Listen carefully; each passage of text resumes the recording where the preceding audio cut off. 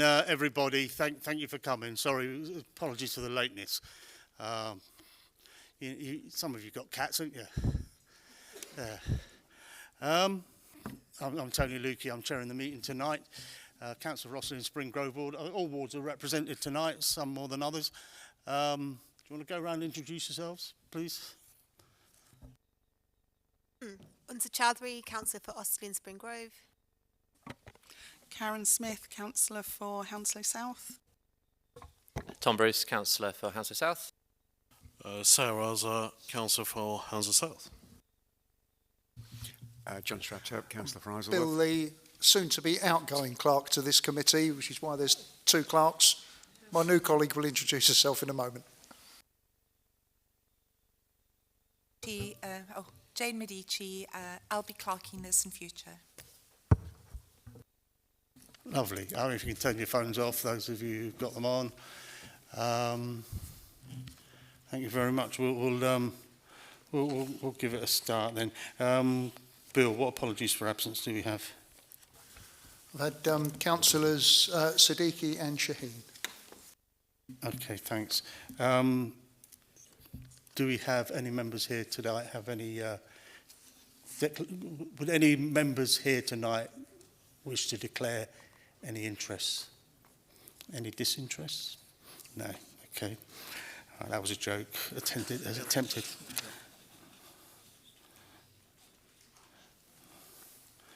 Sorry, Chair, we've just had apologies from Councillor Sampson as well. Have we? All right. Okay. Well, we'll go to the first item, traffic and transport update. We were hoping for somebody from South West Railway, but they at the last minute, yeah, we know that very well around here. Okay. So we've got Finn Campbell from the transport planner, who you may have met at the last meeting, introducing the draft transport plan, and we've got Paul Robinson, we've got Ian Perry as well from the traffic team to tell us about, briefly tell us about the any proposals, any thoughts on what's likely to be delivered or we're going to bid for in the next tranche of TfL funding. So if everyone who's going to speak come up here for this item, and then we'll kick off with Finn, and then we'll have Paul, and we'll see how many minutes we've got. I can't remember the timings. To 7:50 p.m. And then, as usual, officers will present. Councillors can ask questions, and then after that, residents, members of the audience, can ask questions, relevant questions for these items. Finn. Thank you, Councillor Lukey, hopefully. Good evening, everybody. I'm here to update on our draft transport strategy, alongside our draft walking and wheeling action plan and cycling action plan as well. For those that came to this area forum in September, we were consulting around understanding people's priorities for the new transport strategy. We've had lots of feedback, so thank you to all that have fed back to as well. We've reached a wide variety of communities across the borough. We've used a range of engagement techniques, from paper surveys, online and in-person sessions, and targeted promotion as well. We've had really strong feedback from communities. We've heard lots about the need for step-free access improvements to the public transport network, but also really especially the bus network came across borough-wide as well. We heard about the importance of Vision Zero and road safety as well. Alongside the technical questionnaire, we have had a map to identify local priorities, local concerns or specific issues that might be too detailed to be covered in the strategy, but are important to local communities as well. We've had over 400 pins put into this, and we're keeping this live for this next phase of consultation that's ongoing at this moment in time. And we're going to collate this and respond in the new year once consultation closes to the suggestions put forward within there. So within the draft documents, we've been clear to establish what you as the community have said to us and what we're promising to do. I'm not going to run through everything that's on the screen there. This is in the draft transport strategy and executive summary as well. But key feedback is around prioritising greener streets, making it easier to walk, wheel and cycle and use public transport. The focus around delivering a public transport plan for the borough, and that's going to be a key action that we're looking forward to taking forward within 2025, once we've got this round of engagement forward as well, and the renewed focus on accessibility improvements as well, whether that's to the bus network or onto the rail or tube networks as well. So how we use this information, we prepared a draft transport strategy for consultation now. It's a shorter, more concise document and hopefully more user-friendly and digestible for more and wider audiences as well. It's 40 pages long with lots of pictures and diagrams, but we have got an executive summary that brings it down to 4 pages as well.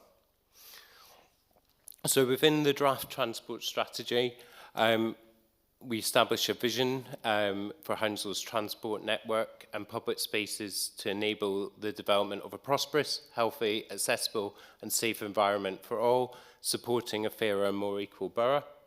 That's supported by 4 overarching objectives of safe, inclusive, healthy, green and clean and efficient as well, and 3 target areas around increasing sustainable and active travel in the borough, reducing the number of killed or seriously injured on our road network, and increasing public health and awareness around walking and cycling, so the percentage of people doing 20 minutes of active travel per day. Alongside our vision, objectives and targets, there's 4 key moves, and these are the focus area of the strategy, and they cover our local environment, responding to the climate emergency, focusing on developing healthy places so people can live well, also supporting a more equitable, inclusive and sustainable economy, so supporting good growth and the regeneration that's going on within the borough. And the last move is focusing again on safer and more accessible journeys. The transport strategy sets out what we are aiming to bring forward in detail within the document under each of those moves. So alongside the draft transport strategy, we're also consulting on our cycling action plan, so focus on cycling and building on the work that's been done there, and also a walking and wheeling action plan as well, which seeks to prioritise walking within the borough and wheeling, which is the act of moving as a pedestrian, so whether that might be parents using a buggy, or maybe a wheelchair user, or someone with a suitcase, for instance, as well. And they set out specific actions that we propose to take over the next few years to increase levels and support trips that have been undertaken by those modes. So key dates, this round of consultation is going to be open for another month or so till the 15th of December.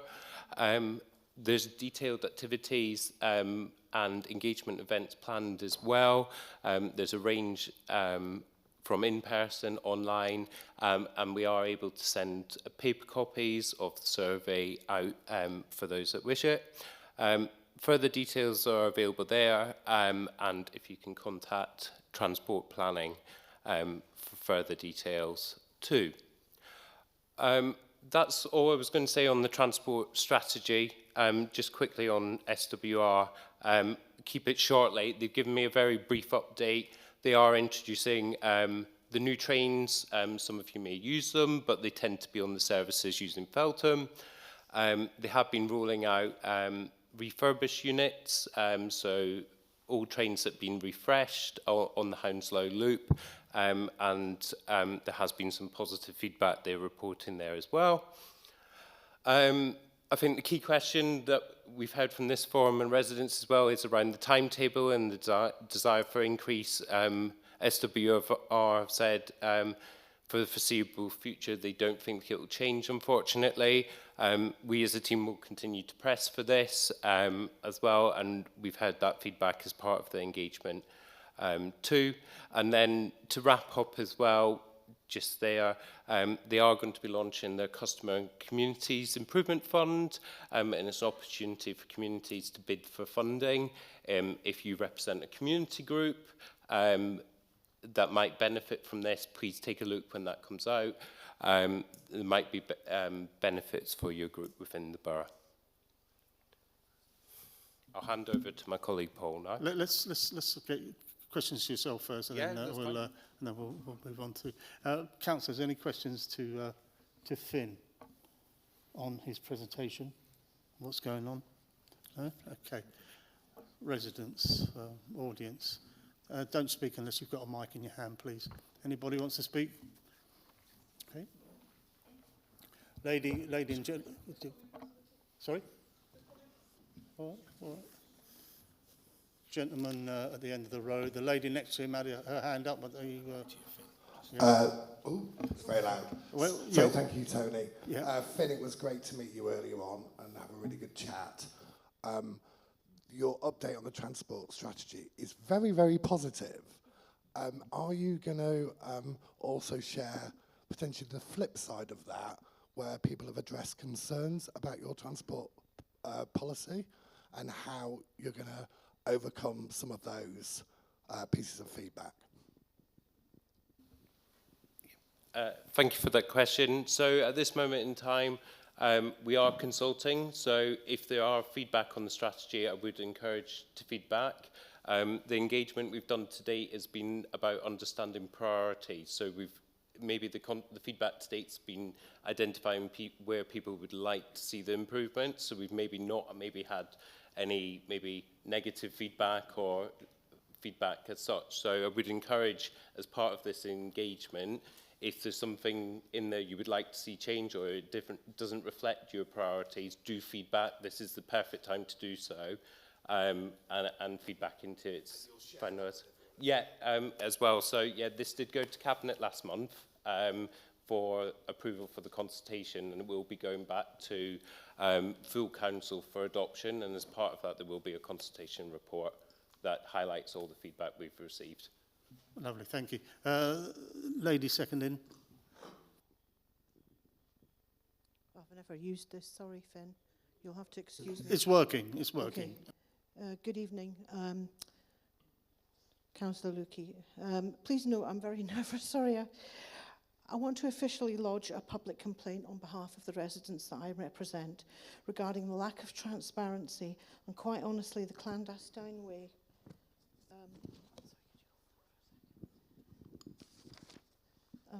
the clandestine way in which the so-called bus stop and pedestrian accessibility improvements on Twickenham Road have been carried out. I want it noted that none of us who are actually affected by this received nothing, no notifications, nothing in the post, nothing. We've been shown no consideration whatsoever, despite the fact that we are the actual residents that use the H37 in particular. We've had no notification. We've never been invited to any presentations. And unlike a lot of the non-resident parents of Gumley School who were given ample opportunities, we've had none. So please, we demand that the proposals are halted at the moment and we are actually given the same opportunities and access to the proposals as afforded to the non-resident population. In an email to a resident, Councillor Stroud-Turp stated that the placing of information sheets in terms of location and timings were compliant with statutory requirements. Please, could you provide such evidence, because we have seen none. I've spoken to residents in Silverhall Street, Harcourt, Heartland, North Street, Mill Platt, Kendall Road and Drayman's Way. They didn't receive anything either. We've never received any paper communications. If you considered pinning up a small laminate on an obscured lamppost 62 feet away from the natural bus stop as notification, we find that inadequate, and I would consider it incorrect.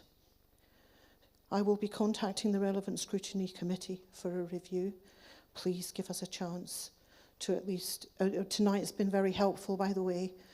Your colleague has been very, very helpful and has listened to us. This is what we consider an application. We've received nothing. Sorry, we've received nothing. This is an application I received today for another building, which is fine. But this is the sort of thing we would like to see, please. Thank you, and please could you consider at least doing a walkabout with us so we can show you. We've got some brilliant ideas and things that could save money as well. Thank you.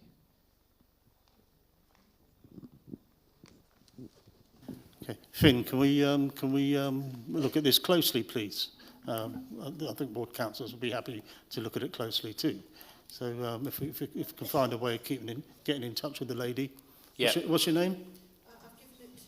I think you've spoken to my colleague Seth at length, so I think we've got the details. I think there's obviously a lot going on here and there's a lot to unpack and explore further. So yeah, if we can take that away, Councillor Key, and we'll raise it with the relevant teams and reach back out with a step forward. This is after all, this is Transport for London consultation, is it? It's not. Is it more than London Borough of Hounslow consultation? I think my understanding it's council-led, but I'll have to take that away and confirm. And we've got the head. Yes. We've got the head of communications here as well. So between you all, if you can engage closely with the residents. I mean, I've heard a lot about this as well, and I don't live in that ward. Yeah. Thank you. Yeah, thank you for raising. We'll take it. Is that okay, ma'am? Yes. Okay. All right. Okay. Obviously, yeah. Okay. Okay. Thanks. Put your hand up. Take the mic. Yeah, I live at Twickenham Road, and we did receive the letters. My neighbours were telling me about this one. So okay.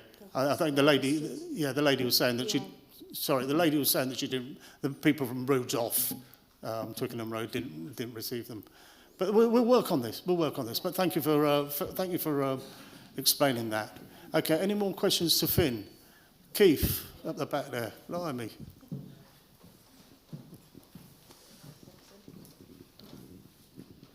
Thank you. This is about a point that was raised in last area forum about pupils cycling to schools and improvements on the bus routes and to provide for those pupils.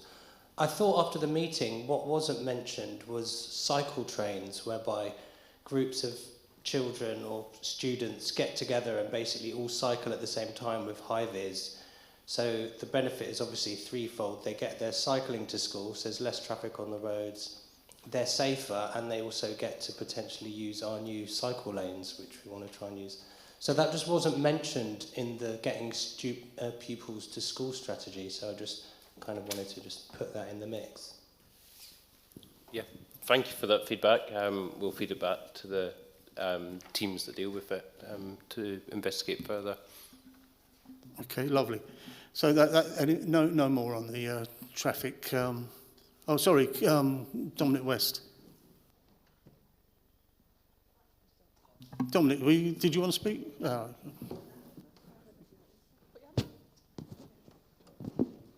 you, Chair. Thank you for the update on South West Rail matters, and it's yet again disappointing that they're not here tonight. Pull the mic nearer your mouth. Sorry, it's disappointing that they're not here tonight. I travel on the trains on a regular basis, and the service is getting worse and worse, with regular last-minute cancellations, including ones this morning and ones this evening. We're on a pattern of managed decline, and it's disappointing that nothing's being done about it. I understand. I've noted that the council have got a motion that the full council next week, which I think is very encouraging. and the local community will totally support you on that. It's also disappointing that South Western Railway were the last ones to announce the changes to their December timetables. South Eastern and Southern are bringing back enhancements and upgrading services. South Western Railway are doing nothing across the network, including no upgrades on the Hounslow loop, which is a real disappointment. Just as we're talking of South Western Railway, can I ask Finn what the update is on the proposals that were subject to extended consultation throughout the summer for the improvements around Isleworth Station? Many of us want to see small-scale improvements aimed at basically tackling antisocial behaviour. It's very, very small improvements, but we do hope that there is some funding available to tackle these things as soon as possible. And could we have an update on the proposals that were subject to the exhibition? Thank you very much. Yep, we've finalised sort of reviewing the consultation feedback. We're looking at how to update the plans based on the feedback received, and we're just in the process of sharing that with SWR and Network Rail, as it is their asset. We need to understand what is acceptable to them before we take it any further. We will explore what we can bring forward in quick wins. In relation to antisocial behaviour, we have met with the Safer Communities team this week around actions that could be taken forward, and I know they have engaged with the BTP and the wider Met Police in the interim, so they are looking into what can be brought forward there. Okay, thanks. Thank you for that. We have also, may I add, that we've had meetings locally in the ward with the ward police team and with housing around antisocial behaviour and drug dealing in various spots. The issue with the Isleworth station is it's on the cusp of 4 wards, and we but it is largely all the mess kind of spills out onto Osterley and Spring Grove ward. We can handle it. Paul. Oh, thank you. Sorry, thank you, Finn. Thank you very much. Yeah. Good evening, everyone. Paul Robinson, I'm the team lead for capital projects and network management at Hounslow Council. We have some in-year time-dependent funding from Transport for London, which needs to be utilised by the end of the financial year. And all I need here to present this evening is to pick up from a 2022 consultation and subsequent junction improvement that occurred over the past year or so at Grove Road, College Road. It should be, hopefully, on the next slide. I don't think is it not being updated? Yeah. Christopher Jarvis? Right, okay, well, we can circulate it. It was just a couple of nice graphics. There's not too much to miss. Hopefully, the audience are familiar with the junction. There was a sustainable urban drainage scheme. A very wide junction at Grove Road, College Road, was reduced the carriageway to make it more accessible for pedestrians to cross. And during that consultation, we also looked at the Ridgeway Road and College Road, and some funding has become available to replicate that type of junction improvement at the neighbouring road. So we're looking to progress that in Q4 between January and March 2025. As well as that, we're planning an upcoming public meeting to discuss more area-wide proposals. I understand that there's been lots of area-wide discussions over previous years about traffic movements between London Road and the A4, and the A4 back to London Road, and opportunities there are to make them sort of more people-friendly spaces and have lots of sort of alternative routing of traffic addressed. So we're looking at that in more detail, and I'll be updating the councillors shortly about some opportunity to come down and to discuss that in more detail. Something to add to that is over the past year, myself and the team have done a lot of area-wide analysis about the origin and destination of traffic movements in peak periods, what's actually happening, and everything that will be available to present will be based on evidence and what we've discovered from survey data from collecting over the past year.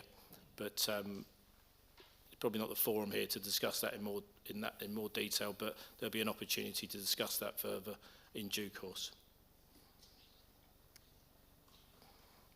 Thank you. Councillors, any questions, any comments? Okay, and I'd like to say something on this. This has been dragging for a little while. Councillor Chowdhury did raise issues of traffic speeds, because people raised them with her, traffic speeds and movements on Jersey Road, Thornbury Road. We did treat some traffic and roads off the A4, Osterley Road particularly, we narrowed the junction there, but we off the A4, but people still do 40 miles an hour, if not more, down there. There are issues on the triangle at Harvard Road, on Grove Road. So we are looking at, hopefully we're more than looking at having a meeting at Isleworth and Zion School before Christmas, where we'll put this, we'll put these findings of the surveys to residents. They'll be presented, and also any potential schemes that officers have come up with. Councillor Chowdhury and I met with traffic officers at the beginning of October. There's a lot of outstanding, some more work to be done on it, but we'd really need to present that to residents, and the head teachers at Isleworth and Zion School have agreed to host a meeting there, and we'll let local people know, but it'll be of wider interest. A lot of things have happened over the past few years, and that have impacted our part of Osterley and Spring Grove ward. And it is a route in and out of main roads. That's me. Any questions, comments from the audience?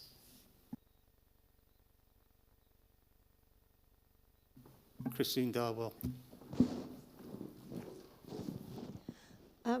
In relation to the Grove Road, College Road, and the proposal for Ridgeway, have you costed in future maintenance of it?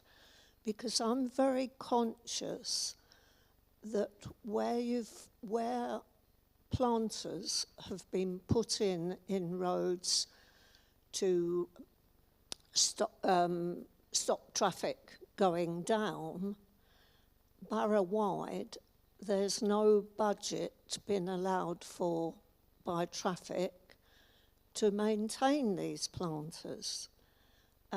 Church Street in Isleworth, one of the planters is completely collapsing, and I think I've had correspondence going back for about 9 months and been told, oh yeah, we're working on it, we're going to come up with a budget, but you haven't. Okay. And so it's all very good putting in more, but you do need to be able to maintain them ongoing. Okay, thank you. I mean, I know the one at Grove Road and College Road has got a budget. I know how much a budget is. I'm not going to tell you, because, but I do. We've got people from Hounslow Highways up here that are contracted to manage it, and so far so good. It's being managed. Can you answer the rest of the question, please, Paul, regarding Church Street? Because we've got good councillors that keep an eye on these things.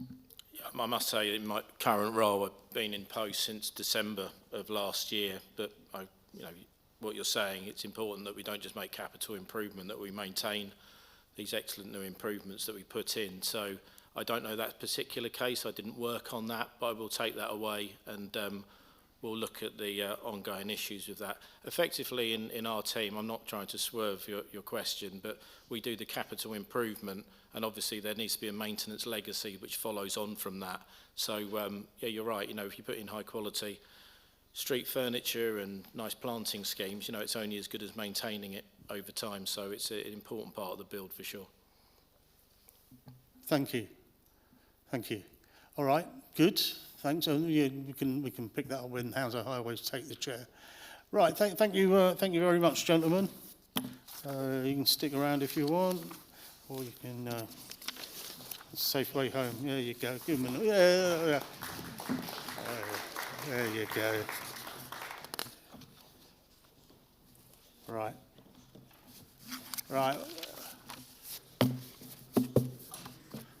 One of my favourite officers here, who I first met back in 1990 when he had a wedge haircut.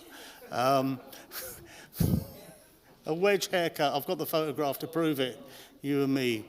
It was 1990. Yeah, it was 1991. Yeah. Rose Gardens, Acacia Avenue. I've got we not as billed. Gay Galvin gives her apologies. Kid's not well, but we've got Jim Buckham from Green Space 360. Lambton Services Green Space. Oh, I can't look. Keeps changing, but tell us what you know there, Jim, about how our parks here in the three wards. What's been going on? Okay. You'll get some questions, no doubt. Thanks. Okay. Thank you, Councillor Lukey, and thank you, councillors. For those who don't know me, obviously, my name's Jim Buchan, and I've known Councillor Lukey for all these years. And just to make it clear to those, the way that the parks works are that the parks are managed by the Parks Development Team, which is Gay Galvin, who's not here obviously today. I work for Lambton Green Space, and we manage the parks and oversee them, the day-to-day management, and also help in the assistance of new projects and all things parks, basically. We're very closely work together. Okay. Yeah, so the kind of priorities for the park service, I'm not going to go through them all, but obviously we've got the green infrastructure strategy, which is high on the agenda for a lot of the council, and we deem parks as a key factor in that. Active and well-maintained spaces, because obviously, particularly during COVID, parks were incredibly popular and very, very, very necessary, and still are to a certain extent, obviously. Diversity and inclusion, reaching out to all communities and all, everybody, and we actively encourage a lot of volunteering in our parks now. VIP, which is in bold. Communication, obviously, because just like everywhere else, people need to know what's going on, and obviously we have various ways of getting in touch with us through Parks at Hounslow, hubs, all sorts of things. Okay. Moving on to what the actually agenda was actually about, was about the winter works within the Hounslow, within the ward, sorry. Just so you know, the slides are the slightly wrong way round, so I'll show you this picture first, because this is just an example of what winter works will look like, for before and after. So it's a case of basically trying to make things easier to maintain, to make things safer aesthetically and in visibility. And it's something that was kind of missed out for many years through different organisations that we all used to work for. So, we'll go to the next slide.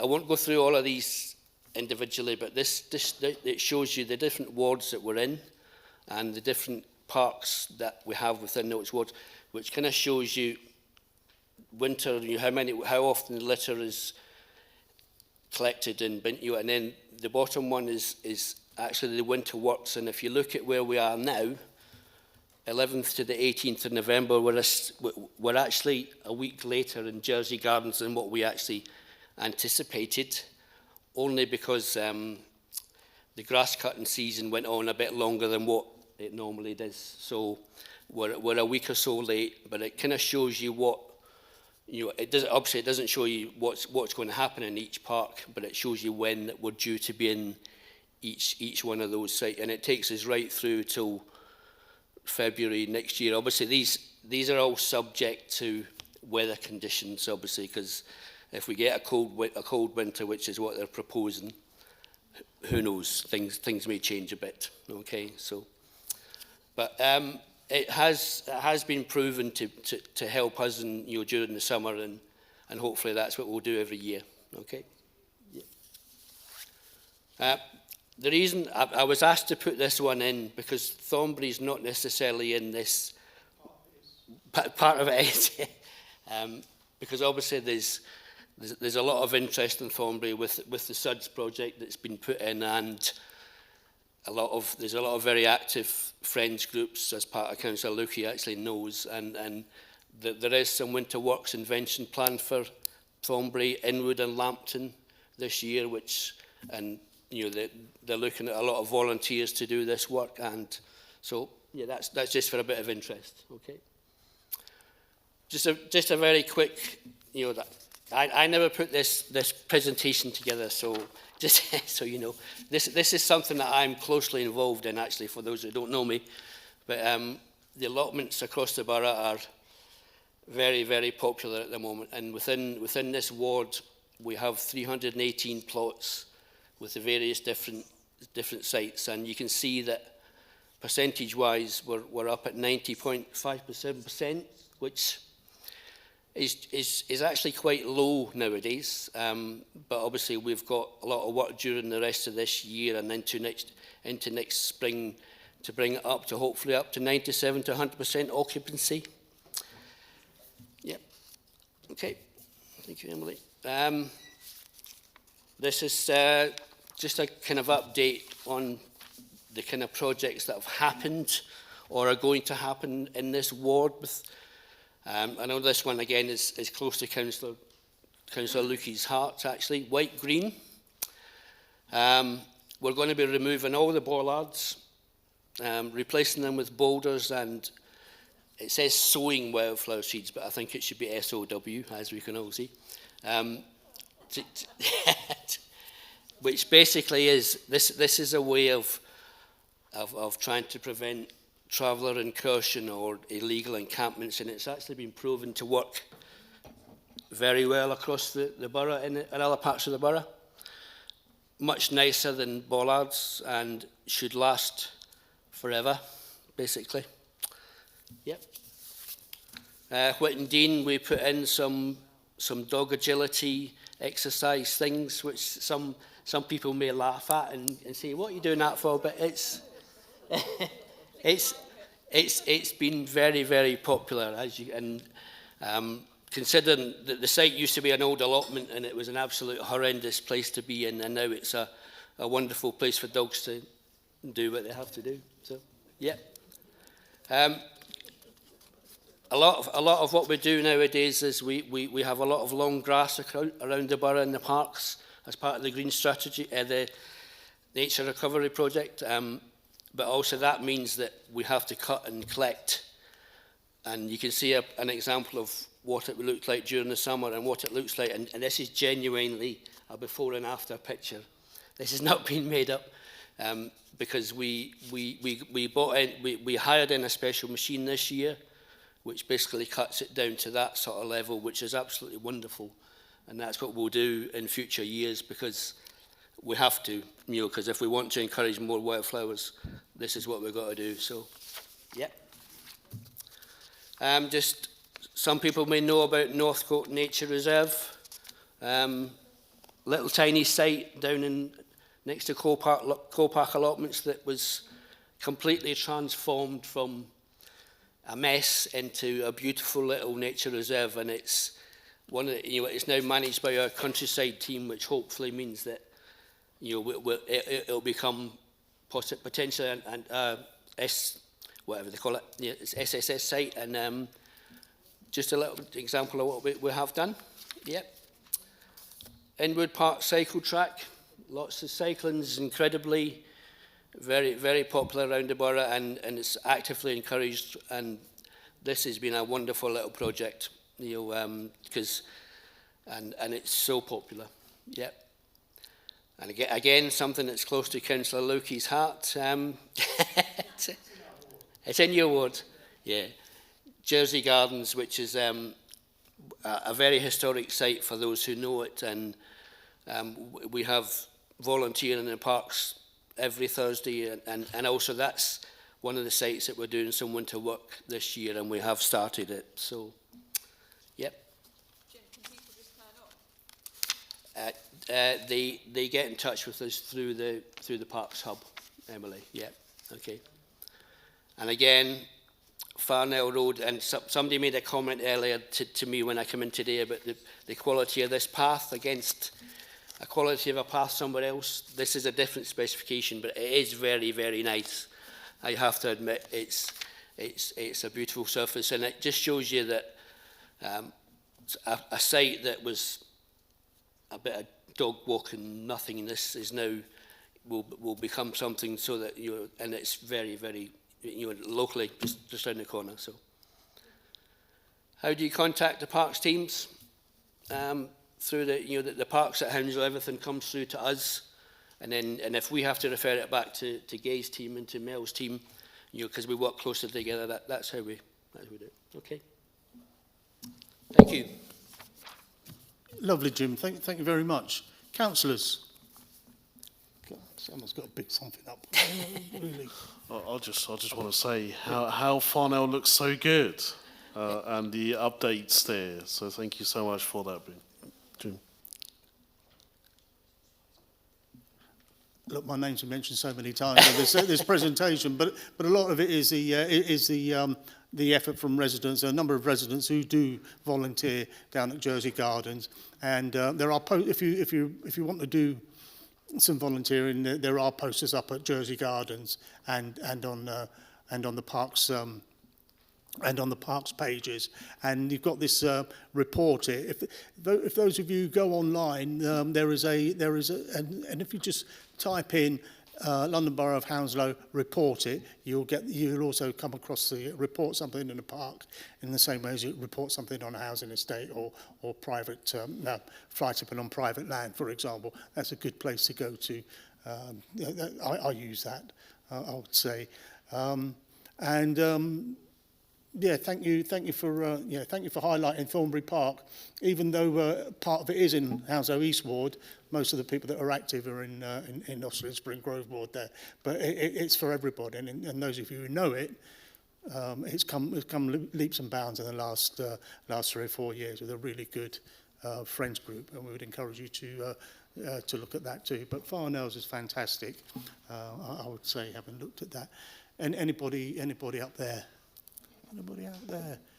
Christine. It's a bit misleading that you put up there Zion Park allotments. No, it's up in Osterley, isn't it? It's Zion Avenue or something like that. Something like that. Zion Park Gardens. Zion Park ones. No, we do not. There's only 15 there. But I notice you haven't mentioned cemeteries. No, we haven't, Christine, obviously, because I will take that back to the team and say, obviously, maybe at the next presentation that cemeteries will be mentioned. Yeah, well, particularly of concern, obviously, Park Road. Yes. Is the chapels and that awful contraptions that are holding the building up. It was on the list for funding to be sought. Okay. I think I've twice asked for an update. I can't remember the person whose name was against it, perhaps it's just as well. And I get a zero answer. And also the paths. You did some of them last year, which was great, but they really do need the rest of them need attention. Okay. Good that you've put extra trees in and fixed the benches. So thanks for that. Good.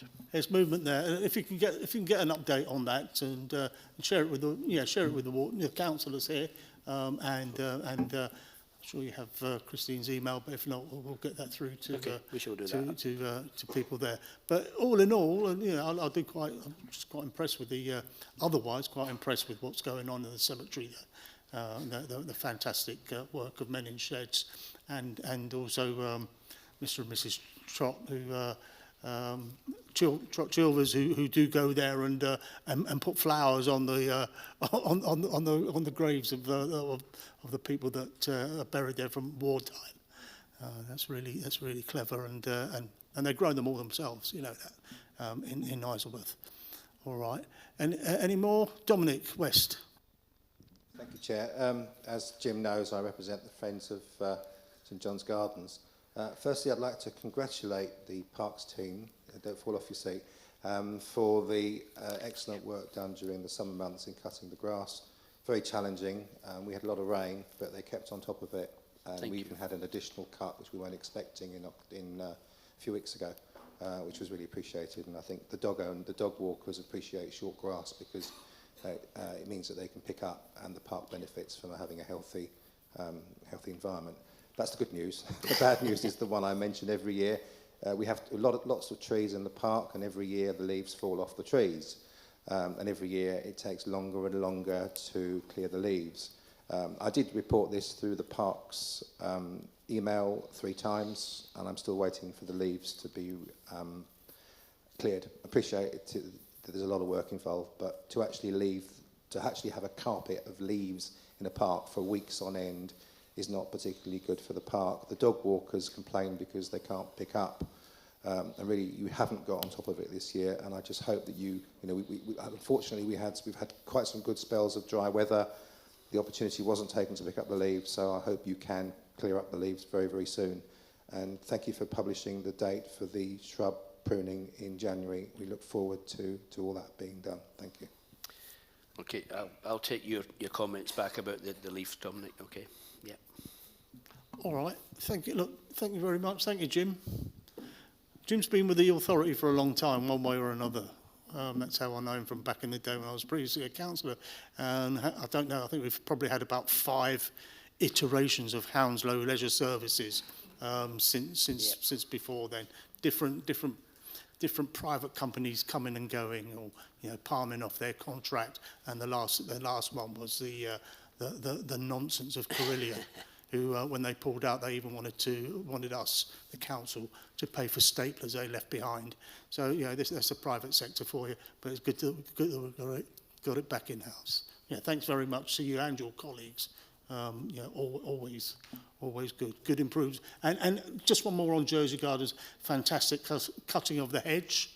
Would you agree, Osterley Spring Road residents, and the reduction of the hedge in the playground on the route from Wood Lane to Ridgeway Road North? Thank you. Thank you for your comments, Councillor Lukey, and pass them on, mate. I will pass them on to the Parks team and also Gaze team as well. Okay, thank you. Yeah, thank you, Jim. All right.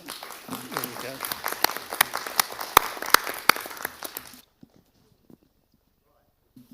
go. So you got all your favourites tonight, Hounslow Highways.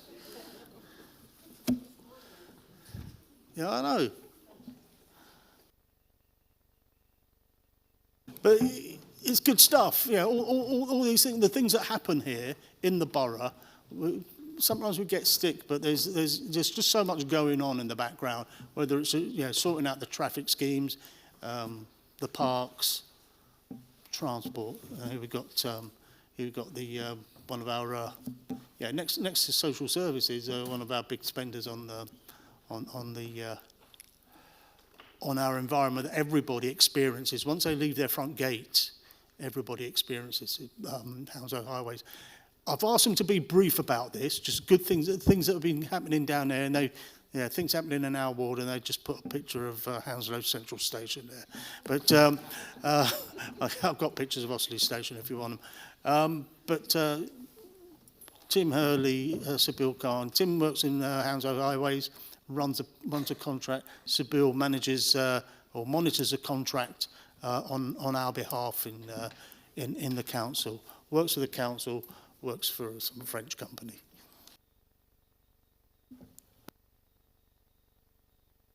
Working? Oh, there you go. So I've got some slides which I'll happily share after, so I'm just going to talk to them rather than talk at them, if that's okay. So Hounslow Highways, we have our reporting function, Fix My Street, So this is showing the number of inquiries that we receive a year. And I'm very happy to say that although the number of inquiries has increased, we've then had to adapt what we do to ensure that we get the service as best as we can. In terms of where we are this year, it's comparable probably to last year, so we'll probably get around 46,000 inquiries at the end of the year. Half of these generally are relating to fly tipping, which is a problem between various wards. Just in terms of the maintenance work, because we've become very much associated with cleansing and leafing and weeding, which we'll get to, but our main job is to keep the road safe and upgrade the assets. So this year we've done around 56 locations across the borough. I've got a list of the ones that fall within the 3 wards here. And this is just a snapshot of what we do. So this is where we're doing more major resurfacing. On top of this, we obviously have the crews out doing defect repairs. We are currently looking at the 2025 programme. We expect a similar number of schemes next year. We're actually assessing the surveys now to see which locations they will be. I think it's reasonable to say that we're probably going to be looking at Whitton Dean, around 50% of that section being treated as well. Just some traffic schemes. It's quite enlightening actually sitting here because to hear Parks and the traffic team talking, there's a lot of what they're talking about that we've been helping to deliver in line with the council's strategy. So I guess it's nice to know that we're all working together towards the library objectives. Some of the schemes that we've been working on, so for example for traffic, we've got up here, so Hounslow Town Centre is a fairly large one for hostile vehicle mitigation. We've got a lot of DFT resurfacing, so we had Lambton Road. And we've also talked about things like rain gardens and suds. So as well as College Road, we did work at Renfrew Road and Thornbury Park, which is the sustainable urban drainage scheme, currently in place at the moment and disrupting the traffic slightly as we do the connections into the highways drainage. And it's just really proud to be part of these works because they're not just standard replacement investment, they're about thinking forward, think about how we can adapt the borough's infrastructure to future demand. As well as that, a lot of investment in cycle schemes. We finished the main section of C9 going into Brentford. We're working on the next stages of C9, which will be coming westward towards Hounslow on London Road. Just generally highways, there's a lot of things that come into this, but I guess for the time of year, we've got the festive lights installation across the borough. I think we actually did the switch on for Chiswick High Road today at about 5:30. And then, as well as that, we've been doing installation of other items. For example, there's Christmas trees been going up across the borough. There's one just across the road at Isleworth Station that we put in this week. We've done a lot this year on how we deliver what we do and how we prioritise what we do. So part of this is quality assurance reviews of every job on a daily basis. And what we've seen from that is we've improved the speed of defect repairs by essentially getting inspectors and the highways crews to talk to each other. We've also spent a lot of time on the standing water schemes, so seasonal changes, the environmental changes from essentially global warming have meant that we've got more intense flooding, so standing water is a higher interest, I guess. We're seeing more of it in specific locations. So a lot of investment goes into expanding the capacity of the infrastructure. Part of that's through things like SUD schemes, but it's also looking at the drainage system, upgrading it, installing new connections into the network. We also have the standard structures that we look at. So there's 45 across the structure. There's 10 structures locally, as well as other additional structures maintained by the authority, which we work with them on. You see a list of the ones here that we're working on. I actually had a meeting just yesterday on Railshead Road because there's some works there under the structure that we have to do to ensure that that structure is safe as we go forward for the next 15, 20 years. As well as that, we brought in the traffic island cleansing program, which is a bugbear of ours because we weren't doing it sufficiently. So we now have 4 early morning crews going out clearing traffic islands for the last year, and we're seeing a good impact from that.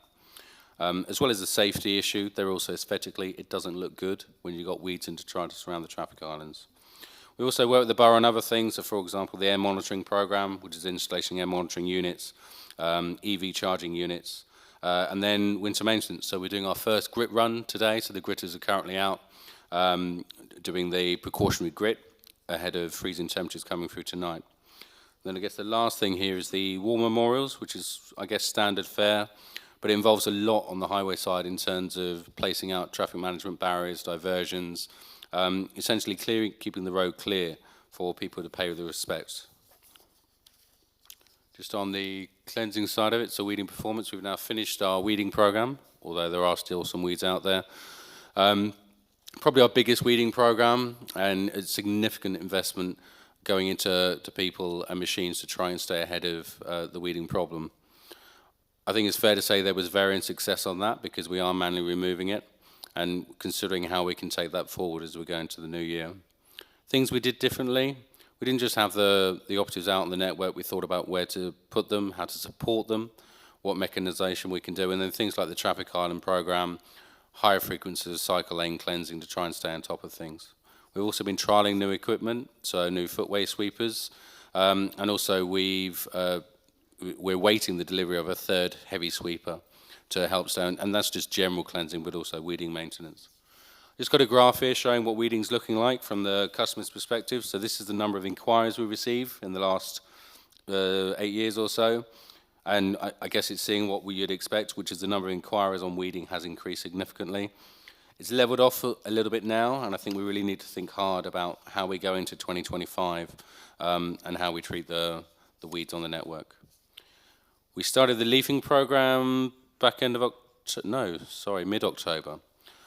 We have 4 dedicated teams. There is a list of roads, so if you're curious as to whether we're sending a dedicated team to your road, then it is available on our website.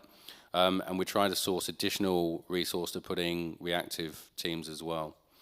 We've also started redeploying our other resource, so we have our horticultural teams of 15 operatives who would currently be doing tree planting, but we're redeploying onto the leafing program because we've had a very heavy fall over the weekend. And we just need to deploy as much as we can to try and clear it as quickly as we can. Just on the arboricultural and the horticultural side, so there was a boundary change, which I'm sure we all know about, which has led to an increase in the number of trees that we are having to fell and replant in the next 12 months. So normally we'd expect around 200 trees.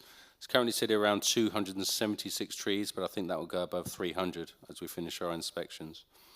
We have planted way more trees than we had. So in the last 2 years, we planted 400 additional trees to the ones that we've also done to replace trees that have felled. We had to think hard about where those trees go. We had to think hard about how we minimize the damage on the infrastructure as we go forward. So what we've been doing for the last 2 years is also planting tree root barriers around trees within footways and placing the watering bags to ensure that they are sustained through their first 18 months of life, but also ensure that future root growth won't damage the footway network. Just some other things we've done, because it is a new service that we brought in-house, so we are upgrading most of our fleet with electric vehicles. We're currently 23% electric, and we aim to be 50% of our fleet will be electric by the end of 2025. We're also supporting the authority on 36 wildflower sites. We have built our own greenhouse so that we can sustain and grow life within our depot and then plant it out on the network. And also we're doing a 100% edging program. So as well as the last grass cut, we're now going around all of the grass verges and edging them and then box cutting them in the next 2 months. Just a final slide really. I wanted to talk briefly about the lay assessor program. So we have some lay assessors in the room representing Isleworth and Osterley. We don't have a lay assessor for Hounslow South, so if anyone is interested in being a lay assessor and essentially meeting with us on a monthly basis and giving us their view of essentially their network, then that would be great. You can contact us through our Fix My Street website. We've also done a lot in terms of attending and working with local community groups who are key to helping us deliver the service. So as well as things like delivering bags and litter pickers and that kind of thing, it's also how we can support community groups like CAG and OGRA and HAG who are heavily invested in their communities. So we're always looking for ideas and ways to support those groups. Last one. So Fix My Street, if you don't know, is available through your mobile phone on an app. It's also available on desktop. It is a very good reporting system, which is partly why the number of inquiries have gone up. But please do take note, and if you don't use Fix My Street, and you do have the ability to use a phone or a tablet or a computer, then please go to our website and report through there. That's just a picture of our current electric vehicles, which I'm very happy with, so I thought I'd put it up there. Very good. Thank you. Councillors. Go on, Tom. Kind of to both of you, you mentioned Whitton Dean, a great interest to me. I was just wondering, you mentioned it in passing, but just how we're getting on with that, what sort of timescale we're looking at, what sort of repairs and fixing it we might be likely to expect. Thank you. I can head off first.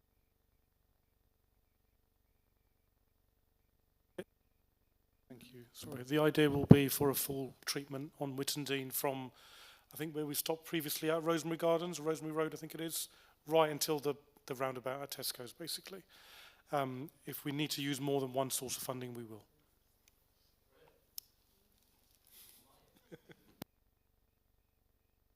Okay, very good. Anybody else? I wrote something down here. All right. I know you're felling trees. We talked about this a number of times, about putting notices up when trees are going to be felled. I saw it happen twice on College Road, Isleworth. Are you keeping this up, or was that just to sweeten me up and shut me up? That notice, is it going up on trees that you're going to cut down this year? We did mention it, and we think it's a really good idea. I need to go back and check, because in my mind, we're doing it, but I've got to take that away and make sure that we are, in all honesty. Unless you put them up, Tim, no one's going to do it. Let's find out, please. Yeah, because people do get upset when we don't, when they're surprised that a tree's going to be chopped. We have got in the habit of placing notices. I guess the reasoning for that was to get the cars out of the way. I think the point is actually it's more about helping people understand the what and the why. So we do need to take that back. I think we're doing it, but I need to check. Just wanted to add, Chair, that DEFRA released some guidance on all local authorities where a tree isn't being felled for either being dead or dangerous, then we absolutely have to consult with a notice. At the moment, to date, since that legislation came in, I think we've only had 2 instances, none in the 3 wards for this area forum. But it is something that's built in now. But what you're saying is, for any tree being felled for whatever reason, just for a notice, like Tim said, we thought that was happening. And if it isn't happening, then we need to check in why. Yeah, thank you.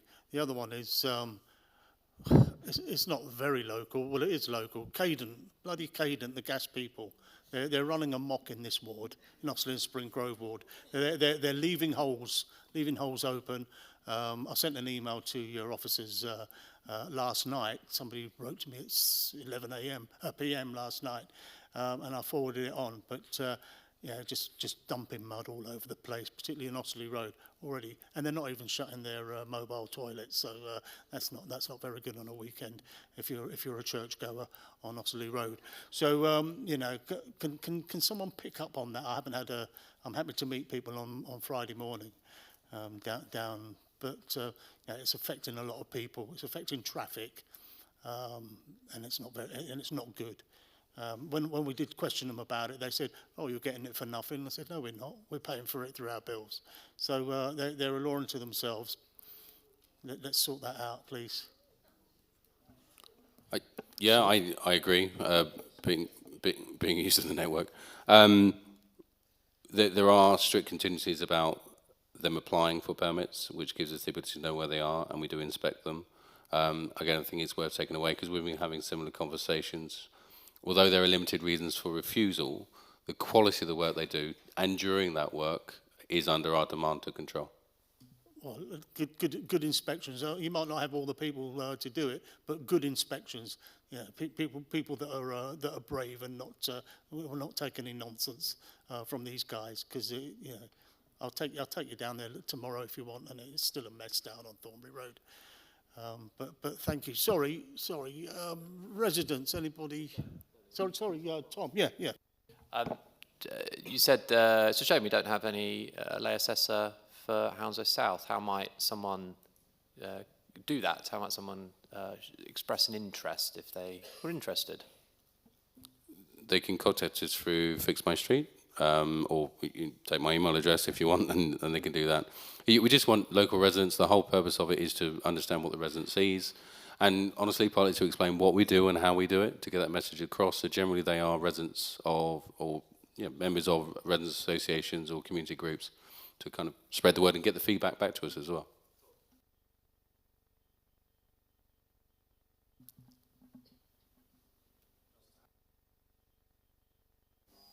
Just to add on that, you can also contact me as one of your community development officers.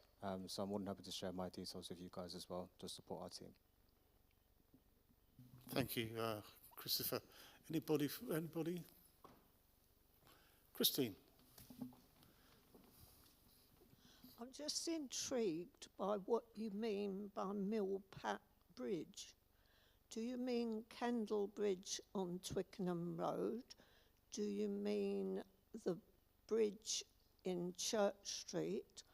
Or do you mean the bridge in the cut through from North Street to Millplat, where Hounslow Highways don't have any responsibility? Because that leads me on to my next question.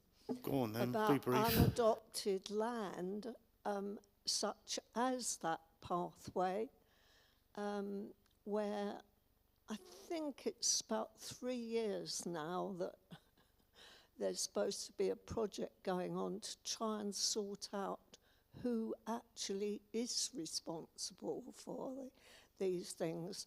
We have another issue with Sable is trying to deal with at Van Gogh Close, where parts of it are probably London Borough of Hounslow, some of it's the NHS, and some of it's Hounslow Housing. It'd be really nice to sort these things out. Just so I believe it's Church Street Bridge. Kendall Bridge is under a review for more major works in the next 2 to 3 years. We have to think carefully about how to do that because of disruption. Millplat Bridge, I need to take that one. Well, the unadopted land issue we need to take away. Yeah, Chair, if you don't mind, I can. I think something that councillors would have probably heard me talking about. That there are a number of land parcels in the borough that are not highway, not park, not housing, not library, but owned by the authority.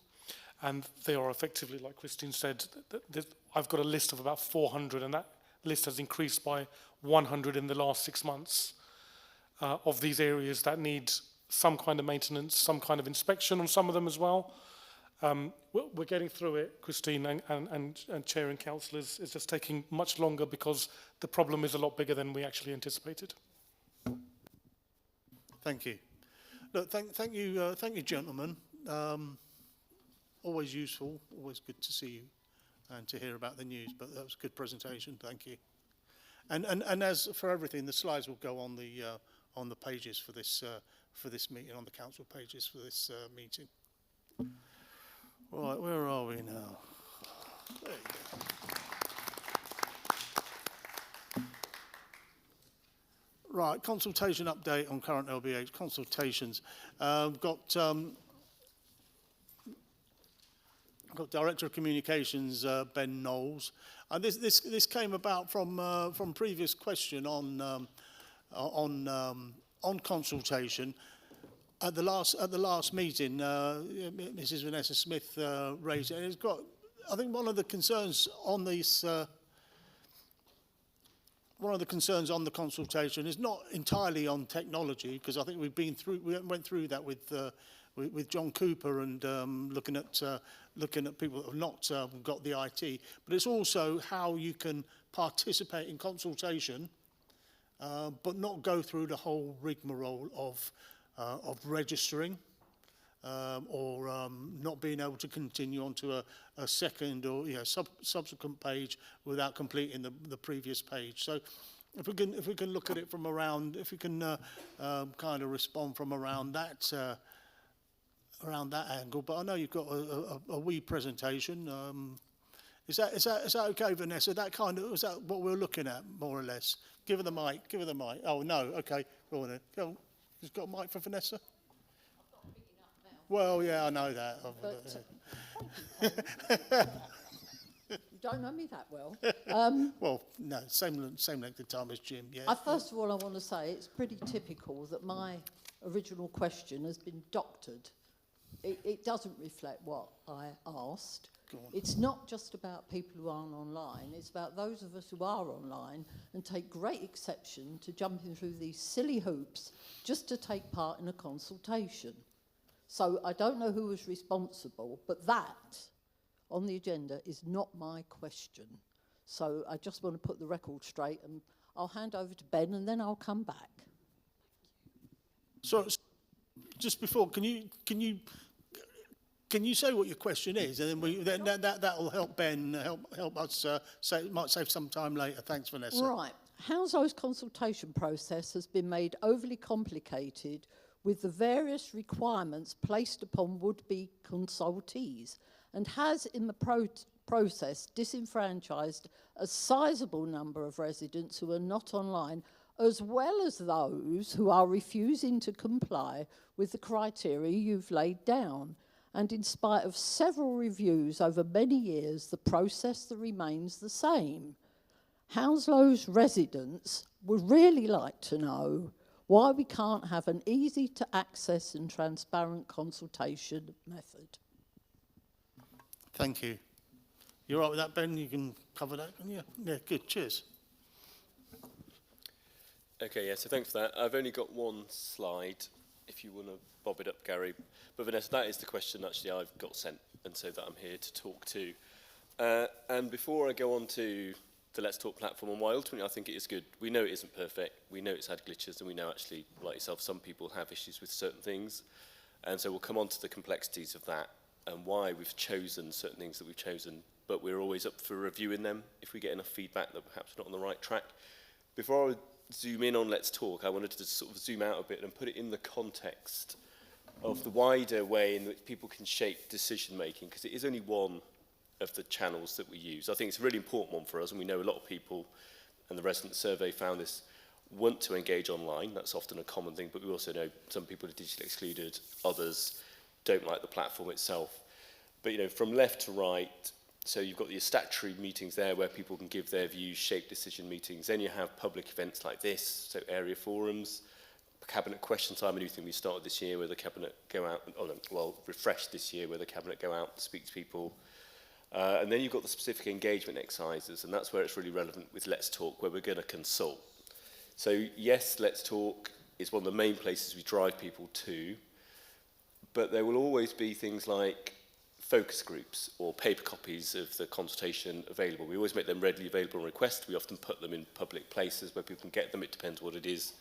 We'll hold workshops, we have events. We know that face-to-face engagement is still really important. And so whatever we're doing on Let's Talk, we'll always make sure that there is a suite of different ways, depending on what the consultation is, that people can engage with it. They don't have to do Let's Talk. If there's ever a situation where someone feels that their only opportunity to have their say on something is through Let's Talk and there's nothing else available, we're not doing our job right, because there should be something available, and either we've not made that happen or we've not communicated that properly. So the bottom there is engage at Hounslow. Anyone in the room, if ever you have any of these queries, email that, we'll get back to you, right? And then we've got other things like various networks, whether it's tenants, leaseholders, or equality groups and stuff like that. So I just wanted to bring the whole suite of things that are currently out there to show it's a really broad picture. And one of our key principles is the idea, and it's trickier, easier said than done, that we reach those underrepresented groups, traditionally digitally excluded, certain ethnic minorities, older people, younger people. We're trying to get better at offering more ways tailored to what they might want and to getting the comms right to them so they know it's available. So moving on to Let's Talk, we brought it in last year, and it was to replace the two online platforms we had. A, it was a bit confusing having two platforms, be it cost the council more money. So we did away with those two and brought in Let's Talk, which is a platform lots of councils use. It is better than the other two we had. It can do more stuff. Like I said, we know it had teething problems. We can keep improving it. As well as consultations, it can do things like have hubs of areas of interest where people can get involved in stuff. It can connect people into networks in lots of other ways. So it's not just a consultation platform, it's other things. And it has been, you know, it's popular. Thousands of people are registered on it. Engagement rate on the online platform went up 20%, when we brought that in as compared to the other ones. The question of why you have to register. So first, you don't have to register for every consultation, but you do for a lot of them. And this is something that I think is always up for debate. And so we made the decision to do that 12 months ago. We are going to look at it again to see if we can see, well, is it actually a real barrier or not? And the reasons for it, there are four main ones. So the first one is the person who registers, once you've done it, and it should take less than a minute just to do the basic stuff, right? Because all you need is the email, address, your username. I think you have to say whether you live or work in Hounslow. You don't have to do all the demographic information if you don't want to. But if you do, it remembers that. It remembers your preferences, what you're interested in. You can get updates about new consultations. You can get updates on things you've taken part in the past to kind of keep you in the loop. The other reasons are, obviously, it's really helpful for the council to have more information about the people who are filling out consultations, because then we can cross-reference the data based around maybe their age or where they live. So it's not just general answers, but we can actually filter it to get a richer understanding of what residents are telling us and how that should impact what we decide. Then it helps, well, it reduces the potential for one person or an organisation to repeatedly submit to a consultation, which some people do. There are times that doesn't really matter, but there are times that really does matter if the consultation is very much a yes or no. Do you think this is good or not? Sometimes people will try to sway the results of a consultation so it leans in a certain direction. And then oddly, we have AI bots, so computer programs, every so often trying to log into our system and complete consultations. Don't know why that is. In August, I think we had about 30 of them stopped by that. So we have this weird situation where you have AI trying to get into our consultations to answer them. So that's why we ask people to register, but we don't do it with every consultation. It does depend. And like I said, it's always an ongoing discussion, and we are going to have a proper look over the next month or so to see if we can evidence whether it is more of a barrier and whether it's worth that to get the sort of the quality and the confidence of the survey responses that we've got. So I'll leave it at that for kind of why we do Let's Talk as we do, and open to any questions, Chair. Councillors, is there anything you want to say now or at all? But if we just allow an exchange between residents and Ben. Is that all right? Okay, thanks. Vanessa, what you've heard and what you've heard from Ben, and how you what comments you've got on that, and what you think you need to submit when you're completing a consultation. I shall try and be polite. Yeah, you're good at that. I know that. I'm not sure how many of you know that over the last 10 years there have been 5 similar exercises looking at consultation and engagement. Not one of them has ever been implemented. And I think, Ben, you were probably at the one a year ago last July that I know several of us here were at, when we sat in a room, a lot of people sat in a room. The chair was so interested in it, he spent all night fiddling around with his mobile phone, which really went down well. That was really engaging with us. And we've never heard a blooming word since, after everybody asking us for our opinion. That's how much anybody cared. I know both I and Christine have sent numerous freedom of information requests trying to get answers to this and to find what evidence there is for why this weird system was chosen. It appears that it didn't go to Cabinet, that it was a chief officer decision yet again. So whether members knew or approved, we can't find out. One of the FOIs we've got back, and I've got it here, actually talks of rogue agents accessing consultations. Now, I'm not sure if we're referring to our friend Mr. Putin or Donald Trump or who else, but it's such a nonsense, it beggared belief, frankly. And this all seems to be to justify the need someone's got where we have to register and have screen names and all the rest of it. If you can't back all this up with evidence, and so far none of our FOIs have managed to do that, you know, how do you know all this? It's all right making statements, you have to back up what you're saying. I know Christine's tried to find out if other boroughs have gone down this road, and it appears not many of them have. And there must be a reason why. Perhaps they actually care what their residents think. And as for people, we're expected to believe we've got people sitting in this borough with nothing else better to do than keep doing multiple replies to consultations. Well, quite frankly, it beggars belief. Life is too short to mess around like that. Also, as regards the paper copies for the poor souls who only can reply by paper, I did try this because I was so exasperated. I thought, I'm not jumping through these blooming hoops. This is ridiculous. I did this, and I was informed by Carol Clapperton I could return my answer via the local library. Well, I happen to go there quite a lot. I'm very fond of my local library, so off I trotted with my filled-in papers, only to be met with a lot of blank gazes when I said to them, well, could you get this back to the engagement team at Hounslow House?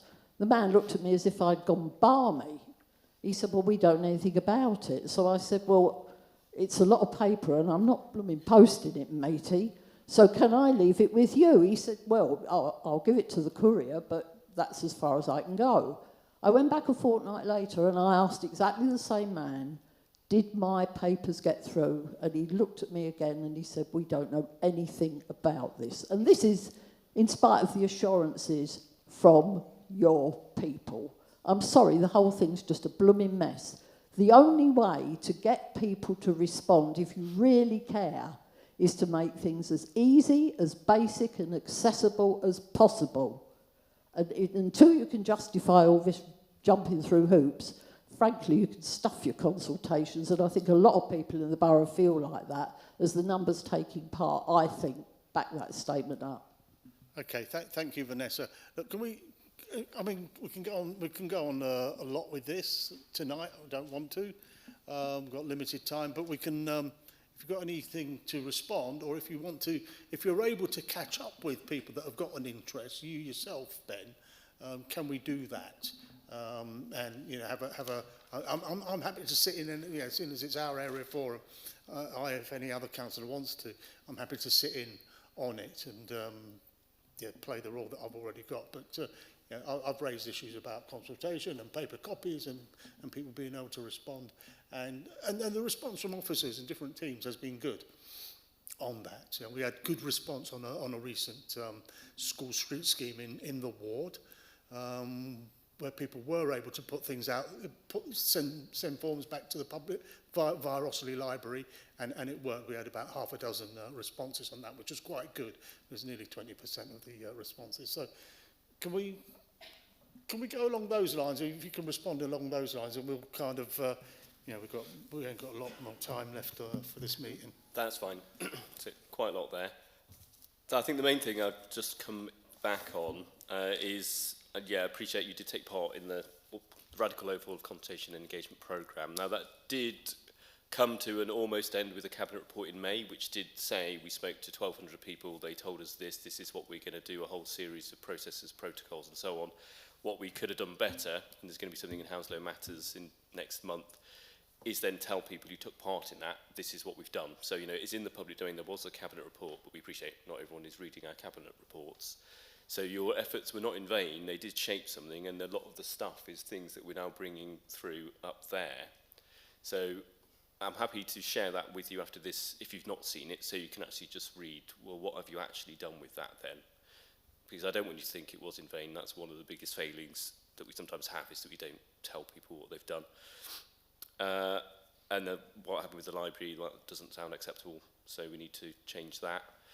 I'm happy to discuss, as Councillor Luke said, any of the other stuff if you want to, because I know we are running behind and there was a lot there. The thing is, though, will the system ever change and make it easy?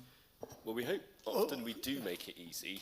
Obviously not easy enough for some people all of the time, but we've definitely made an effort to be more accessible. Happy to give it. Look, happy to give it another go. If it's okay, let's not. Can I just leave it there, because we move. Sorry, no, yeah, no. Well, we're going to move. We're going to catch up again on this, aren't we? You do.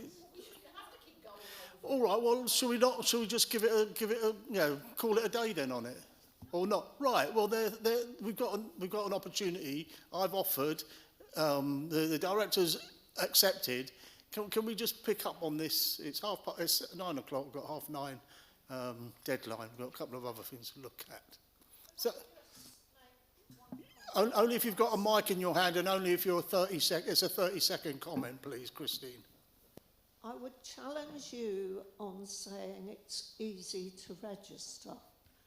You have to go through about 5 pages of privacy and another 5 pages of terms and conditions. And I can remember going through them, and it seems very clear that you can pass on our information to quite a lot of other people if you actually read all of the attaching things. It's also interesting that you immediately replied that, oh, if someone has difficulty, email us. Not everyone can email you. That's the whole point. Okay, thanks. Can we sort something out? Is it all right to do it in the new year? After holidays, can we? Well, I'm just suggesting. You know, Ben's going to send that stuff that he's mentioned, the outcomes of the consultation, and that he's promised. He said he'd send to Vanessa. Read it, learn it, and we'll meet again. We'll meet. You know, it's a small meeting either in Isleworth or at the council offices, and let's just see how we can progress on it. This is one of these little focus group, if you like, that's in there. And when I first saw that, that just reminded me of going to the doctors, to be honest. But there's a lot of there's a lot of ways that we participate with and engage with residents. Let's one of those will fit into what we can talk about. Is that okay, Vanessa? Otherwise, we'll go nowhere, and you'll be upset. And I really hate you when you're upset. hate it when you're upset. Yeah. So okay, all right. And that's it. Yeah. Councillor Chowdhury. Just very quickly, do you do easy read surveys or consultations for people as well? Yeah, on request, we do.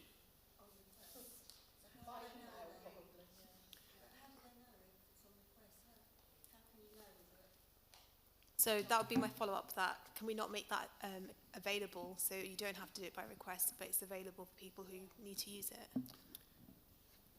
Well, it's a bit catch-22 there, I suppose, isn't it? Because we're assuming that someone will be aware of a consultation either for themselves that they want to fill in or for someone else. And if they want it in easy read, then either they or someone can request it for them. It's just printing a load of easy read consultations out would be very costly. I'm not quite sure.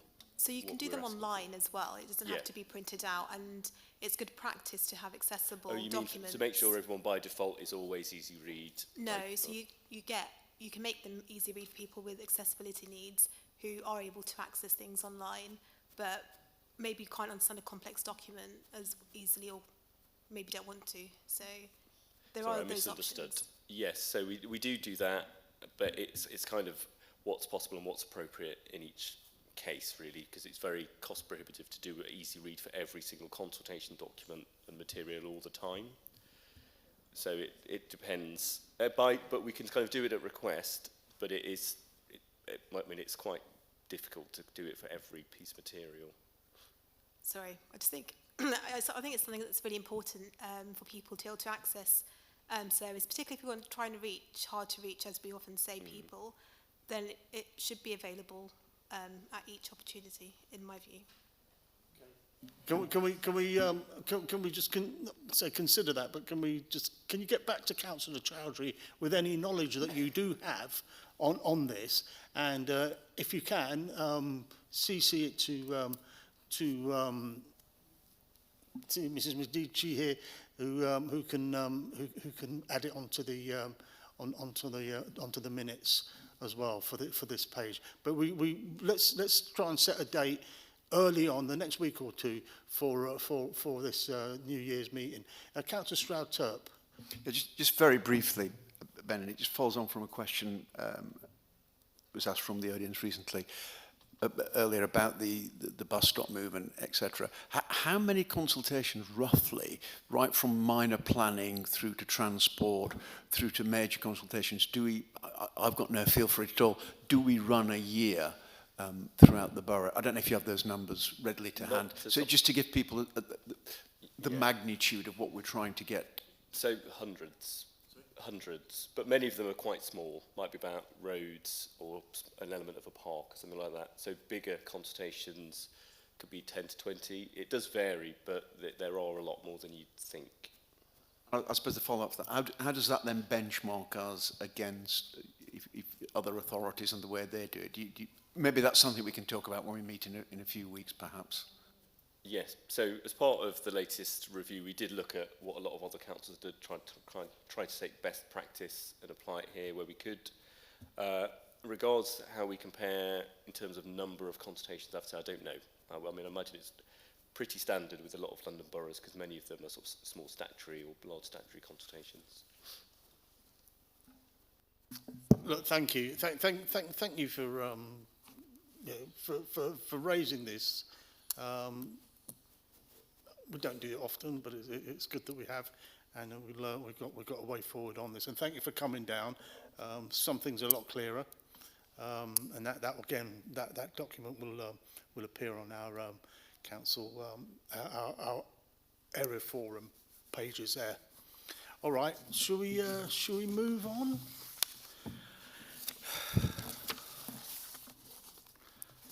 Tony's sigh. Right, questions for the open forum. We've had some open forum questions. Ian, this is from Ian over there, Ian Burgess. Do you want to just briefly give us read it out, just a brief? Yes, good evening, councillors. Thank you, Ian. I'm quite happy to actually, because I know you're conscious of the time, to take this to Heston and Cranford Forum. I know it's a difficult one because a lot of the issues concern Brentford Football Club, which is in Osterley and Spring Grove Ward.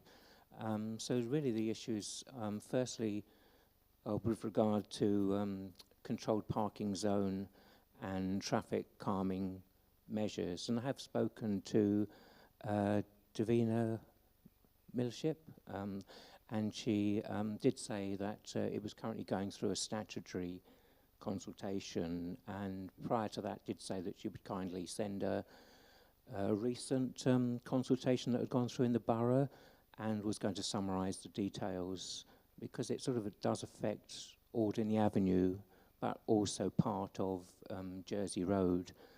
As part of a WhatsApp group that I'm on of 77 residents, so some of those encompass Jersey Road, and some of which are what I call Little Jersey Road, which is at the junction of the raised borders going towards the A4. So some of those residents, I'm not quite sure, does that fall under Osterley and Spring Grove Ward, or does that actually fall under Heston and Cranford? They're not lucky enough. So I'm sort of caught between the two in terms of which forum is most appropriate to address these issues. So that is one aspect. Residents are asking when they can reasonably expect a consultation, but I believe, although there is Section 106 money funding, it may require a petition beforehand. So obviously that residents have expressed concern that that's going to be another long drawn-out process and so forth. Not always a long drawn-out process. For traffic schemes, if there's a petition, it's quite easy for officers to measure interest and it's more likely if only 2 people sign it, well then that's probably out of 70 odd houses there. So no, get a petition up as soon as you can. It would be my advice on that, to get at least to get things moving and to get the surveys done and deliver resident officer interest. Is that okay on that one? And there was the Yes. other. You had another one on. You had another question on Section 73 amendment to the planning application for 100 Jersey Road, which is in our ward, but it affects yourselves because it goes right up to your back gardens there on Audley Avenue. Yes, thank you. I think, as I say, there's various issues I've sort of documented here. One certainly is with regard to, well, this formal application P20241486 and landscaping, which wasn't documented on the actual website for scrutiny for residents. So landscaping appears to have changed, and that's impacting on particularly north side of Alderney Avenue residents. That's one thing. So we don't deal with planning applications at this area forum, but there are issues there that can be taken up with your ward councillors, and also this has not been determined yet. This planning application has not been determined yet. So ensure that your neighbours have made, which I'm sure they have, seeing them at those consultation meetings and at 100 Jersey Road. But make sure that they've put their comments in, and because it hasn't been decided yet, there's no decision on that planning application yet. Yeah, that's correct. I did look, and it says pending recommendation. Yeah. So right, but if you do want to raise any other issues on this matter, with regards to the impacts of the decisions made for 100 Jersey Road, by all means take them to the Heston and Cranford Area Forum, and the ward council, one of your ward councillors does chair that, Councillor Lau. Have a chat with him as well, but either find a way of how they bring it to their area forums. I don't know if but you've got next to you, you've got Christopher Jarvis, our fella. But he can advise you too on how to get it there. I don't know when's their meeting coming up. Thursday, actually. All right, Thursday. See how you can feed in between now and then. Is that all right? Is that all right, Ian? Yeah, that's fine. There's all right. Various other issues, but I think probably, as I say, more appropriate for Heston and Felton. Okay, mate. Thank you very much. No, thank you. Yeah. Dominic West, car park at West Mid Hospital. And Route 195, because you raise this car park at West Middlesex Hospital frequently full to capacity, causes gridlock in the local area, Twickenham Road, for example. This delays emergency services, local buses. Is the council aware of this, and has the issue been discussed with the NHS providers, and what steps are to be put in place to mitigate this? Got a response here from Robert Heslop and Davina Millership, the head of service there. NHS Trust is responsible for managing their car park and ensuring it does not lead to problems on the wider highways network, which could affect access for patients and visitors as well as other highway users. We'll continue to monitor the situation as part of our network management duty. Parking at many hospitals is limited, and the NHS recognises that there is a need to provide improved choice for patients and visitors to travel to hospitals. We have also recently been approached by the Trust to discuss travel planning, and we'll continue this dialogue. They need to, you've seen the mess, I think, of the transport, of the roads there, Twickenham Road particularly, and the roads off it. Is that okay? Do you want to follow up or anything briefly? Yeah. Just one quick point on that, Chair. I think that's I appreciate the answer from officers. Well, I think what I was really getting to is what steps are the council taking in consultation with the NHS to try and jointly deal with the problem. One thing that would be useful would be to have variable message signing on the car park, whether the council could fund this or whether it could be suggested to the NHS so that anyone coming into the car park realising that the car park is full wouldn't spend their time going around the houses, and then they'd either have to take park somewhere else or go home or whatever. But we're looking for some measures where the council jointly with the NHS can come up with a solution rather than just say we're going to monitor it, which basically means we're going to do F4. Okay, is it possible? I mean, you've got this initial answer. Would you be able to, as a residents' association, write to our officers, copy your ward councillors in, and maybe ask one of your ward councillors, because it covers 2 wards, doesn't it? It covers it's a hospital in Sion ward as well, but it doesn't matter. It doesn't matter. Maybe do it. One of you able to take it up? Osworth councillors on yeah. So, yeah, Councillor John Stroud-Turk, but if you can drop him a line, he would have heard it on Monday, but yeah, if he'd, but he was otherwise disposed. Now, your second question, does the council support the extension of Route 195 to West Middlesex Hospital? What discussions have taken place with TfL on this? Same people answered. We have regular dialogue with TfL regarding the bus services across the borough and how these can be improved. We are currently working on a public transport action plan, which will set out a vision for public transport in the borough. This has been discussed with TfL, and we will use this to help shape the future of the network in the borough. We know that many of our residents need to use public transport to access health services, and we will continue to engage with TfL to ensure that they deliver the best service to the hospital as possible. However, there's a shortage of bus standing and space at the hospital, and therefore this will need to be taken into account if changes are made to the service that terminate there. We will need to work with TfL to ensure that any changes to bus routes serving the hospital do not disadvantage residents. Again, I would suggest that this is also put in an email directly to those officers and copy your ward councillors in. Maybe copy copy those ward councillors in. I mean, the 195, well, it terminates at Brentford County Court. Whether it would continue down the Great West Road onto Sire Lane, or whether it would continue along, along London Road from there, High Street London Road. That's another matter. Right, is Lisa Andrews here? Oh, right. She raised a question about the abandoned Bowling Green clubhouse next to Osterley Library, the old Osterley Bowls Club. We did have a meeting there as councillors. We had a meeting there back in August. The 3 ward councillors sat there.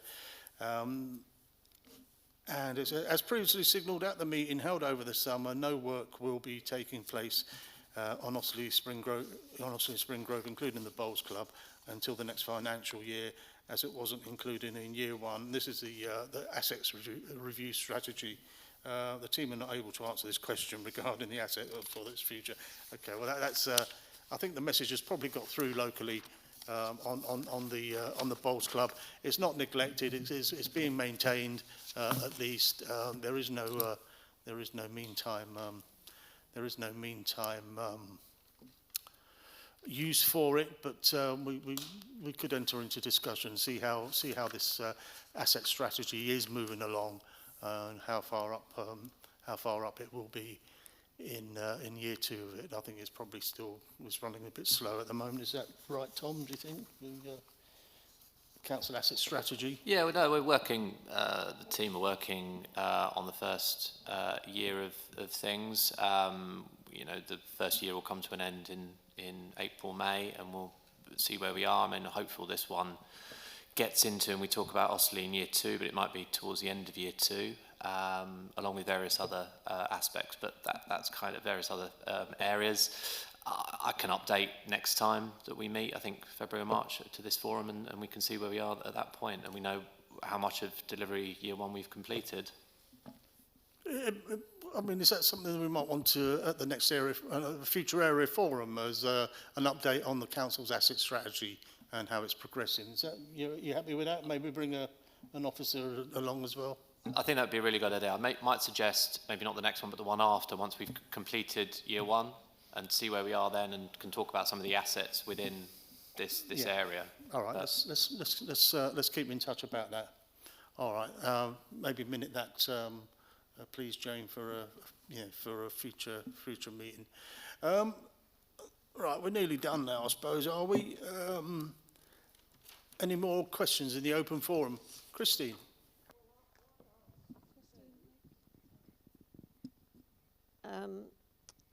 In the September area forum, I think I and another person actually asked when we're going to have the review of the newish IT page for planning, and the answer was we will be organising another session with residents' associations to assist with use on the system and taking feedback. we're now in November and we haven't heard a word. So Yeah, okay. we were been asking for this since July. I raised this at the last planning committee with the director of planning, or at least the head of development services, and they're coming. They agreed there should be one with the same residents associations who worked on the development, who were consulted on the prior to introduction. There's a planning committee meeting on the 5th of December, but maybe we can you and we'll remind them. But can you maybe raise that with Vincent Lacavara, please, Director of Planning and Building, to ask him when that's likely to happen, the meeting with residents, and I'll drop him a line as well. But if you could make sure that if you can do it, that's more. Can I just add, Chair? Tom. No, I could just add, Chair, that absolutely, there's a commitment to do it. We absolutely want to do it. I appreciate you're saying you've been asking since July and it hasn't happened yet. Various other things, the team are doing various other things. But I can assure you that is something we want to do, because your feedback and your input originally was incredibly useful. Obviously now it's been in use for a number of months. Actually, how it's been working in practice and hearing from you about that will be useful too. So I can, appreciate what you're saying. I absolutely assure you it was going to happen, and we'll try and do it as soon as possible. And we can speak to Vincent about actually getting something in the diary for that. Would be nice to have a time scale. My second question, bit different. The Cabinet paper outlining the radical overhaul of citizen engagement review stated under area forums, greater clarity is needed around the Council's vision for these forums, their purpose, terms of reference and decision-making functions, and how they interface with formal decision-making structures and committees. So my question is, please provide at the area forum an update of progress made on clarifying each of these points and what changes are envisaged to improve the efficiency of area forums. I might ask Ben Knowles to take the mic again, please. If you can pick up on that, thanks.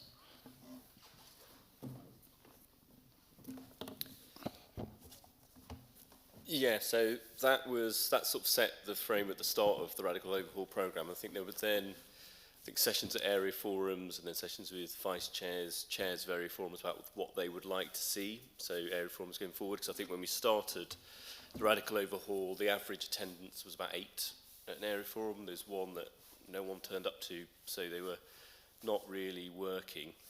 So there is now a refreshed kind of vision statement for area forums on the website, and that covers, I think, the idea that they're a place to come together to explore priorities, issues of the community, greater community participation and input into the agenda, more opportunities to engage, to listen, to influence, and a greater emphasis on making them accessible and having content and so on that attracts more people to them, and some practical additions. So you now have the welcome desk and the marketplace, improved catering offer.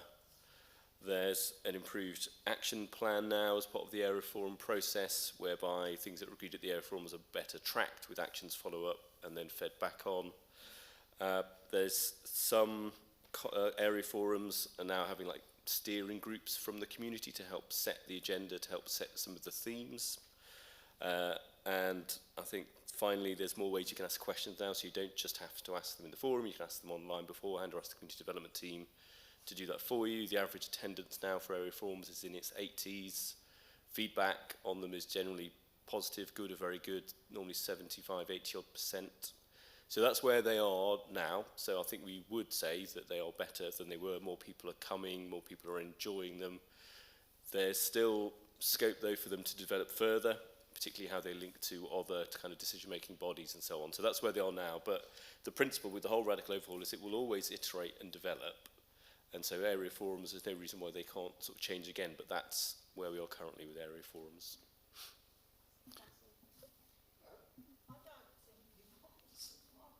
All right. Can we just look, can we pick up on that? We'll drop you a line and give you a clearer response, because we're just running out of time here now. Thank you. Thank. It's not just me that needs to know. If you're going to have a radical... Hang on. You're speaking without a mic. I can hardly hear you. You're speaking without a mic. But can we just everything? Can I just say everything will be minuted, and when and a reply to you will be seen by everybody who will be reading minutes. Thanks. Which brings us. Thank you. Which brings us. Is that it on the questions? Because I'll close it there on questions. Can we move on to the minutes of the last meeting? Anybody? Can we, is it okay? Everybody read the minutes and want to, any comments on the minutes? Okay. Anyone want to move the minutes? Yeah, thank you. All right, I'll second them. Right. Thank you for that. And next item, suggestions for future area forum meetings. Anybody want to put an item on, want to propose an item for Barbara, straight up there.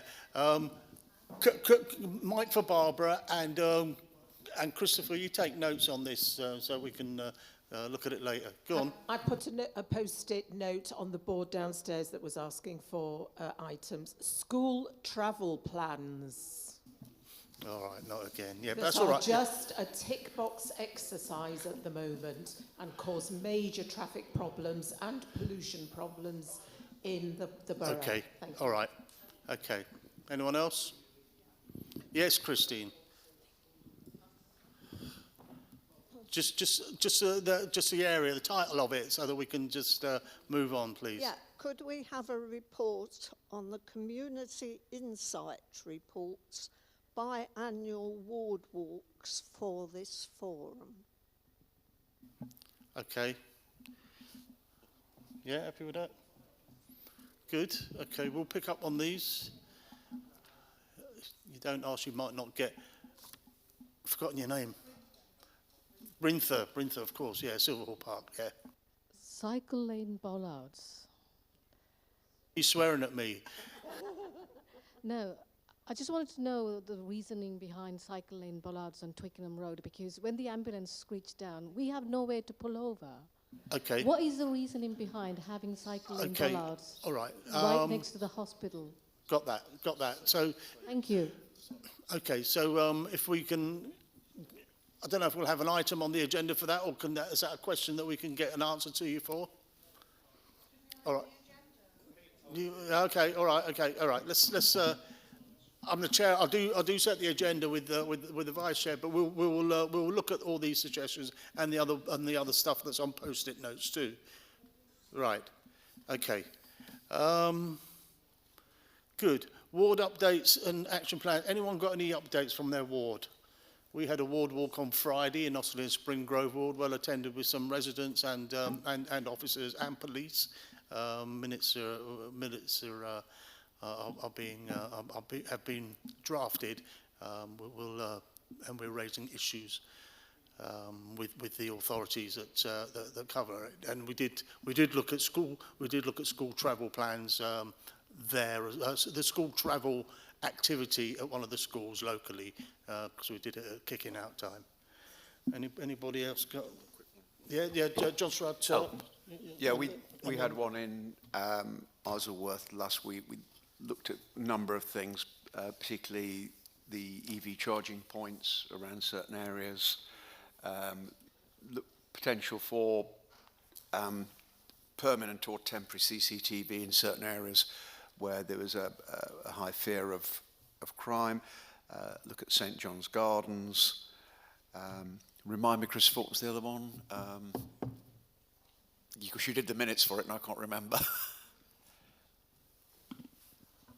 We did a few at St John's Gardens, and we walked up through to... Oh, we did the bus stop as well. the bus Sorry, stops we on had towards a Cumberland School. thorough look at the new bus stop, yeah. Okay, Tom, or Hounslow South, anyone? Yeah, we walked around various. We did it last week as well. It seems like all three did it just before the area forum. That's a coincidence. But particularly fly tipping in the Duke of Northumberland River, which has been mentioned to us a few times, trying to get that sorted and whose responsibility it is. It's hard work by, I've forgotten her name, one of the council officers has got Yvette, that's it, has got a volunteer group to come out either tomorrow or Thursday, I think. They're going to be out clearing that up, which is incredibly positive news for that area, because there's a substantial amount in that river, and trying to look at ways to stop that happening. Also pleased, I mean, on my action plan, Whitton Dean, so I'm really pleased. I mean, I knew the answer to what Sir Bill said about Whitton Dean, but I just wanted him to say it publicly, that will be resurfaced within the next year. So that's very, very positive as well. I can't remember if there's anything.